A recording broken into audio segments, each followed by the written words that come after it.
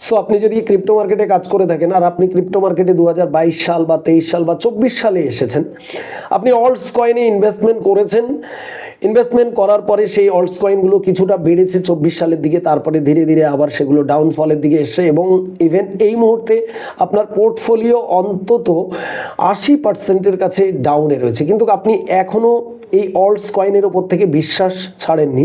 আপনি ভাবছেন 2026-এর প্রথম না হোক, অন্তত মিডিলে, না হলে 2026-এর শেষের দিকে অল্টস র্যালি বা অল্টস সিজন আসতে পারে। তাহলে আমার মনে হয় কোথাও না কোথাও আপনি একটু ভুল করছেন। আরে কথা হয়েছে, এবারের বুল রানের সাথে অল্টস কয়েনের একটু তফাৎ আমরা দেখতে পেয়েছি, যেটা প্রিভিয়াসলি আমরা দেখতে পাইনি। সেটা হয়েছে প্রিভিয়াস যে অল্ট সিজনগুলো হয় সেখানে আমরা মিম কয়েনের মধ্যে র্যালি দেখতে পাই, আলাদা আলাদা ইন্ডাস্ট্রির কয়েনের মধ্যে আমরা র্যালি দেখতে পাই। এবার কিন্তু আমরা সেটা দেখতে পাইনি। তার একটা বড় প্রমাণ আপনাদের আমি দিয়ে দিচ্ছি। 2020 সাল থেকে 2021 সালের যে বুল রান ছিল, তখন কিন্তু ডজ কয়েনের মধ্যে যে একদম এক্সট্রিম লেভেলের যে পাম্প এসেছিল, র্যালি এসেছিল, সেটা কিন্তু আমরা দেখেছিলাম। ইলন মাস্ক কিন্তু অনেক কয়েনটাকে পাম্প করিয়েছিলেন, নিজে বাই করেছেন, বিভিন্নভাবে প্রমোশনও করেছিলেন। বাট এবার কিন্তু আমরা কোনো মিম কয়েন, কোনো অল্টস কয়েনকে কিন্তু সেই রকম বড় কোনো ব্যক্তিকে প্রমোশন করতে দেখিনি বা টুইট করতে দেখিনি।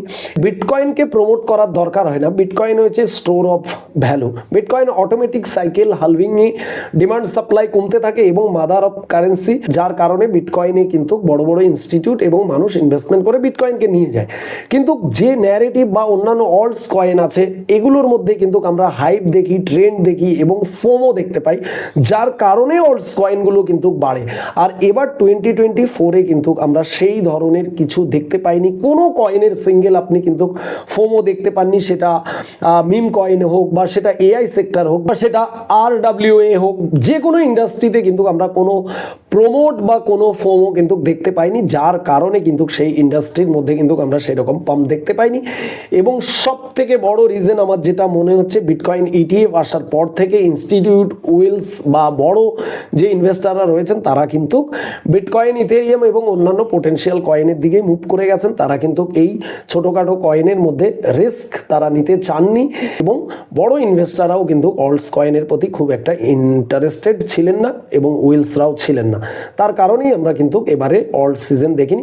আপনার কি মতামত আপনি অবশ্যই কমেন্ট সেকশনে জানাবেন যে অল্ট সিজন এখনো আসতে পারে কিনা, নাকি অল্ট সিজন শেষ হয়ে গেছে, আবার নেক্সট হালভিংয়ের পরে অল্ট সিজন আসতে পারে। অবশ্যই আপনি কিন্তু কমেন্ট সেকশনে জানান। সো ভিডিওটা যদি আপনার কাছে এতটুকু ইনফরমেটিভ মনে হয়, অবশ্যই ভিডিওতে একটি লাইক করবেন। চ্যানেলে নতুন হলে অবশ্যই চ্যানেলটিকে সাবস্ক্রাইব করে রাখবেন এইরকম এডুকেশনাল ভিডিও পাওয়ার জন্য। সো দেখা হবে নেক্সট ভিডিওতে। সবাই ভালো থাকবেন।